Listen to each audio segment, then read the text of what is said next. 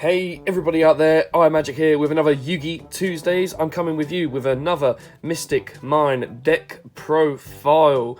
Yes, we are going in with a Mystic Mine deck profile today, including full extra deck and side deck. Now you may be thinking, what do you mean by extra deck? But this guy should kind of convince you what I'm on about here. And side deck maybe gives another hint. Oh, look at that, a bit of exposure of what we are talking with extra deck. However, guys, before we get into the video, please make sure you like, subscribe, comment down below what you want to see next, and let me know if there's anything you kind of think I may have missed out on, or any spice you think of this deck specifically. But yeah, let's get right into the video. Okay, kicking things off, we have 3 Amana Iwato. I cannot pronunciate it, but it's a level 4 rock spirit monster. 1900 attack. It basically just has a Dark Ruler No More effect once it hits the field. There you go, you can kind of see it there. And during end phase, it'll bounce itself back to hand as not an effect, but as a part of the game mechanic. So this helps you kind of get around Mystic Mine with the end phase effect. So if you are forced to go first, or your opponent's kind of not doing anything, and you just need to kind of get around the gameplay, you could even normal summon it and attack if you wanted to. It is 1900, so put your opponent on a clock if they're going to be stubborn. But normal summon, say you want to just keep the Mystic Mine on. End phase, you do Chain Link 1, Chain Link 2, because they're both during the end phase, but they never say exactly when in the end phase they have to activate, if you know what I mean. So Chain Link 1, Chain Link 2, this will resolve, keep yourself on the field because the monsters are different, and then this will kind of bounce back to hand. However, because that's once per turn, it won't then try and trigger again, and it's not an activated effect, it's a part of its mechanic. So it is a really good card to have, a really broken card. And just the fact that you can normal summon it when you're going second to stop your opponent's Omni Negates, like the massive border monsters, to do that, and then chuck down the Mystic Mine end phase, bring it back to hand, is incredibly broken. So that's why I really like this card in the main deck. We've got, of course, 3 Dark Neo Storm printed Mystic Mine first editions. I think they're all first edition. Oh no, this one's not first edition. Oh, I've got to find a new first edition for that one. But yeah, I love Dark Neo Storm. It's my favourite set. Mystic Mine in the entire card is what the deck is around. Anyone who doesn't know what Mystic Mine does, sucks. Basically what it does is, if you have less monsters than your opponent, or whoever has the least amount of monsters on their field, whoever has the most monsters can't attack, can't activate monster effects, period. That's in the hand, that's in the grave, that's on the field, that's banished. Just can't activate monster effects, period. And then in the end phase, if the amount of monsters on the field are the same, then this destroys itself. So the idea is, you play it when your opponent has loads of monsters, you shut them out of monsters, effects, and attacking for inevitably until they can out it. And that's pretty much how you control the entire game state. Now, a way you want to keep a Mystic Mine on your board, safe and alive, is with 3 Field Barrier. This is another card that stops you from losing your Mystic Mine. Mystic Mine end phase effect will try and destroy itself. Field Barrier will stop it because it says field spells can't be destroyed. And it then protects it against anything like a Lightning Storm, a Harpy's Feather Duster, a Twin Twister, an MST. However, do be aware that your opponent can Cosmic Cyclone you, and then you can't play more field spells afterwards. So you'll see I run a certain card to out that kind of problematic situation. But unless they're playing specifically Cosmic Cyclone, you are in a very good state, because this just gives an extra layer of protection. For the draws, 3 Extravagance. The whole reason I'm playing Extravagance over Prosperity is because I don't own 3 Prosperity. But it is a catch-22 of, because you do side in the Ghost Reaper and Winter Cherries for your extra deck, there is a level of, you don't want to banish the cards that you're probably going to target. So there is that kind of horrible downside. However, getting a +2 instead of a straight kind of flat 1, it is in somewhat better. And going kind of 2 cards deeper in your deck instead of looking 6 cards and then only taking 1, because sometimes you need all the cards you can get, because all of it is working in this engine to kind of just stop your opponent from playing. But yeah, of course, Extravagance, really broken card. If it could have been Prosperity, I would have probably picked Prosperity, just simply because of the route I'm going down with the Ghost Reaper and Winter Cherries. But a card you can play under Extravagance as well, which is a Pseudo Prosperity, is part of Duality. You do not special summon in this deck at all, and it adds, it doesn't draw, so it doesn't conflict with the Extravagance plays. So yeah, Duality, a very good card as well. Be able to look 3 cards deep, it might find you. Your win condition, your protection, your negate. Yeah, Duality, another really broken draw card. You try and get as much draws as you can. The way you out your own field barrier, or I'll explain more. So firstly, Cosmic Cyclone, 3 of. If you lose your Mystic Mine through a field barrier, you need to out your own field barrier, or else you can't play the game, and you just immediately lose. So this is one way to out it. Secondly, there are 2 decks in the format which are the best matchup for Mystic Mine, which are Eldritch and Virtual World. Eldritch because they have Conquistador, which is a really problematic card, and then Virtual World because Chuche is just a really, really, really broken card against Mystic Mine. It's just a perfect out. Obviously, there are other decks as well. There might be some trap decks that set. Of course, we don't have to worry about Imperial Order anymore, so this is kind of the best thing we could hear. But yeah, we need to kind of be prepared for these types of cards. Even something like a Anti-Spell Fragrance floating around. So having back row outing is a really key card for us. Now going on to the 2 ofs. 2 Demise of the Land, because hopefully we have enough draw power. We will see Mystic Mine if we, that'll be kind of the first card we go into. But this is so when your opponent special summons, drop that. It's a Metaverse that can't get Ash because it doesn't just add to the hand as well. But yeah, again, your opponent needs to special summon specifically. Then we've got 2 Goddess Scold Oracle. This just controls your opponent's hand. So basically what you do is use the effect, is its second niche effect, is literally look at the top 3 cards your opponent's deck, look at the top 3 cards in your opponent's deck, and then rearrange them in whatever order you want. So you see that Cosmic Cyclone, that stays at the bottom of the 3 constantly, because you can activate it every turn. A really good control card. 2 Prohibition. You can blindly call Cosmic Cyclone to protect yourself if you need to.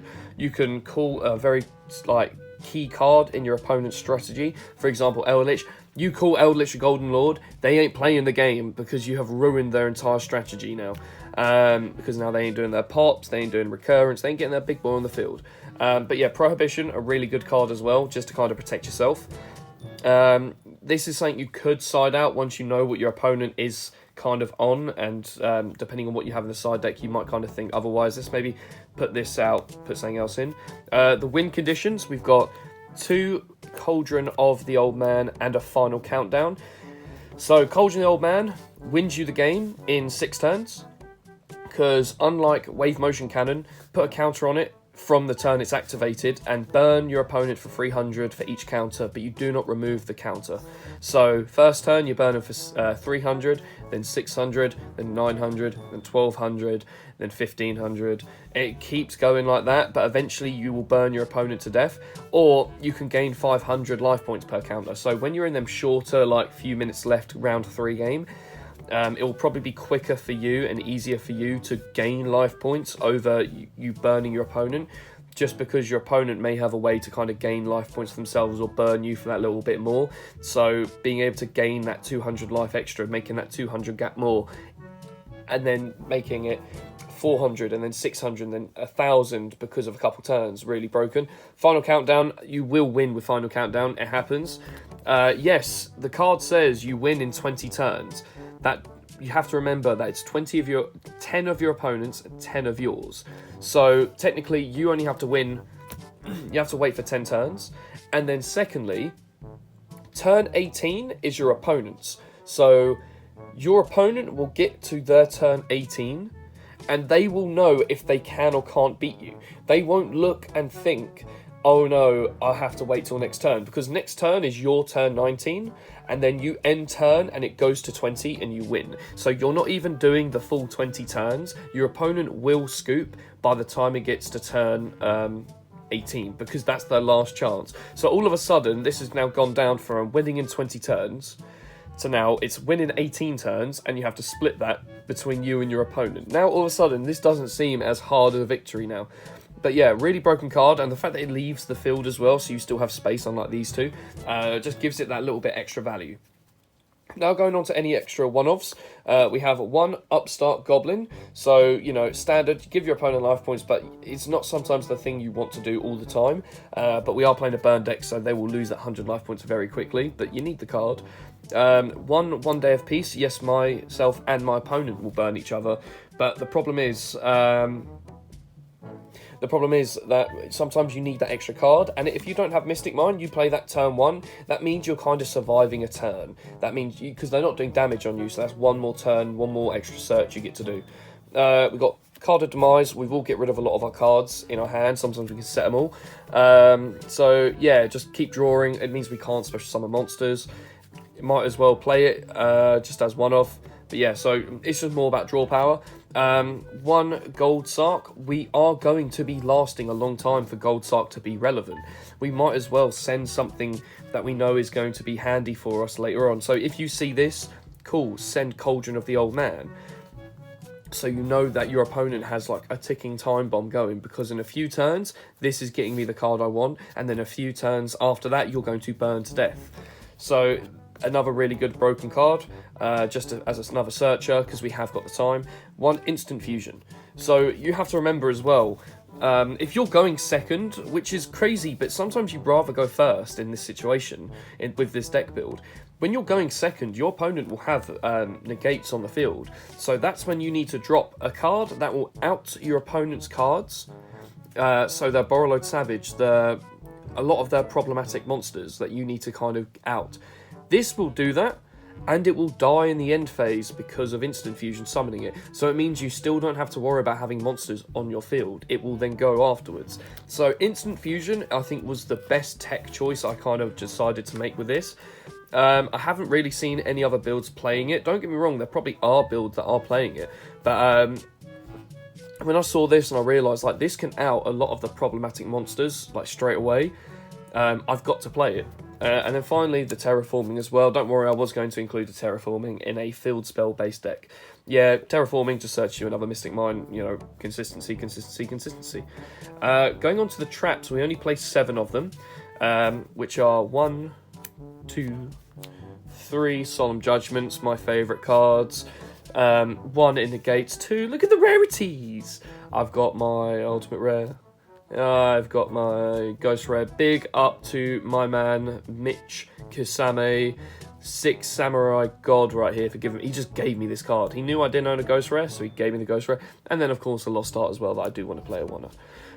Solemn Judgment, yeah, you half your life points, but you know what? If that stops one of, like, maybe the 3 at most cards that out your Mystic Mine, play it, because that's all you need to use it for, is if they drop that Cosmic Cyclone, that Twin Twister when you don't have the field barrier, anything like that. Alright, cool. I'm going to say no to that. Now you've used probably like a third of your cards to stop my back row. However, Solemn is not the only card we have. We then also have 3 Dark Bribe. I do not care if you draw extra cards. Honestly, I'll enjoy it, because you're going to probably use so many searches in your deck to try and like make your deck more thin so you can see all the cards that you need to out me. So you're going to be playing... you're going to have so many cards in hand, you're going to dig through your deck so much quicker than I am, that it means that you will mill and will deck out before I do if it gets to that position, which it can easily do. So, yeah, Dark Bribe, I don't care if you get a draw. If it means that I don't lose my Mystic Mine, then I'm winning the game. And then finally, the sad, lonely one of Metaverse. Yeah, can get ashed, but hopefully you're not in that situation where you're going to get ashed. Hopefully you've already baited it out with a Pot of Extravagance. But yeah, this is the main deck, guys. There's a few cards I probably could have added in. I've seen a lot of people talk about playing Wabuku, Threatening Roar, which personally I don't really like the idea of, because Mystic Mine should be doing that anyway. If you have room for them, you should play draw cards or ways to get to Mystic Mine, because that is that exact card you've said, but continuous. I'll go on to the side deck first. So, in my side deck, playing 1 Prankratops. It does kind of counter the idea of having a monster on board, but it's a quick effect to remove itself, and it's 26. So I could maybe deal with a problematic monster and then just use its pop effect. Or worst comes to worst, go for the pop effect. If they negate it, I'll crash this and then let it die. Or next turn, I'll then pop it. So, because it has its effect to remove itself from the field, it's a risky one-off. But yeah, you definitely should be playing it. The 3 Ghost Reaper and Winter Cherries. Again, extra deck monsters are kind of the only problematic cards for us. Hence why this entire extra deck is loaded with cards that can out the Mystic Mine. So yeah, I really think Ghost Reaper and Winter Cherries is a brilliant card to be playing. In the side, I've got 3 Dimensional Shifters. I didn't want to main this because there could be a few decks that can still play around this card. So, Dimensional Shifter just can kind of shut off your turn 1, and you will then kind of have to go to the next turn. Which by then you may have established game presence, and then you kind of win from there. But yeah, really broken hand trap, especially for this deck. 3 Lava Golem. If my opponent has multiple negates on board, or I know they have the potential to make multiple negates on board, I drop that on them. And then, boom, then it just gets rid of their cards. Secondly, I've got 2 of the Wind Kaiju. So this is kind of aimed at Flunderies, because if they have like an Apex Avian, I know that's a one of Omni Negate, which can be a problematic card. But if they have a Windlock as well, sometimes I could be in a horrible situation. So, you know, or any deck that has a Windlock, cool. Just get rid of the negate with the Wind Kaiju, and then continue to like make plays. I don't want to be under a Windlock and I can't Kaiju them. That's my main thing. And then the only spell in the entire extra 3 Dark Ruler no more. So if I'm going second, you've got a monster heavy lineup of Omni Negates. Dark Ruler, I can play game. So yeah, that's the side deck for this Mystic Mine deck, and I'll go into the extra deck as well. So I've got 1 Divine Arsenal AA Zeus, because this wipes board. Last thing I want to do is set a bunch of cards. This wipes the board, so I don't want to have to deal with this. Hope Harbinger. Not only would a deck like Grenmanju be playing this, so if I'm in a bad position and Grenmanju actually OTK me with their Dragoulion, get rid of this, that kind of actually takes out a chunk of the combo. Plus, it's a spell negate and it's a big boy as well, so that's why. Tornado Dragon, same problem. I don't want them popping stuff I have. Totally Awesome, another Omni Negate that can be played. Sharks are going to be a thing, so this kind of helps with that. Synchros, I've got 1 Hot Red Dragon Archfiend Abyss. Dragon Links are about, and I know Virtual World can play this card. Talking about another one, Ravenous Crocodile. It's a quick effect to pop, and that's my entire thing. I don't want to activate Mystic Mine, effects chain to it, quick effect pop it, so now they out my Mystic Mine. Virtual World can play it, so that's kind of why I want to get rid of it. Borrowed Savage, it's an Omni Negate, so I want to get rid of that. Cypher Lord Omega. I'm playing this one as a filler. Like, I know there's other cards I probably could have put in instead, but it's a filler. It can rip stuff from my hand. So I don't want them to rip my only 1 Mystic Mine. Also, if I'm going up against a deck like Shadow Invoke Dogmatica, if they Maximus me turn 1, I then lose 2 extra deck cards, and that can mess up my Extravagance plays. So at least I can then get them back in. So there is a little bit of reasoning behind it, but I know I could easily swap it out for another card. I picked a card that was most logical with what I had. I have an FA Dawn Dragster. Destrudo's about. This is a spell negate Destrudo can make with just 1 other card. I've seen this about so many times before when Destrudo was around, and I know this is a good spell negate, so that's there for that. The best spell negate being a Naturia Beast, that will be there as well. I am not having that card drop down on me. We have a Herald of Arclight as well, because that's another Omni Negate. So it's really Omni Negates and spell negates I'm just really hitting hard.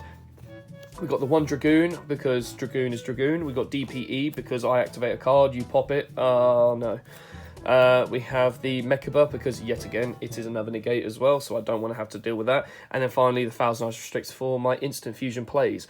But that, everyone, is the deck profile, extra deck, and side deck. I hope you all enjoyed. Please comment down below what you think I should add. A card that I do know of in the deck, Left Arm Offering, I decided to take it out because I hate the idea of not being able to set and losing everything in my hand. I kind of went to turbo into things a lot quicker. But yeah, comment down below what you think I may have missed out on, and I hope you enjoyed. Peace.